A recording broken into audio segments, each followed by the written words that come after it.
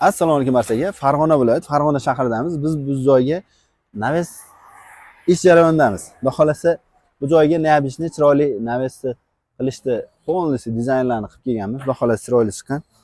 Bu joyga tagiga panerka qo'yganmiz. Ichiga orasiga sklavata qo'yilgan, tepasiga tunuka qo'ygan. Xudo xolasa quyoshdan, issiqdan 90% himoya qilinadi.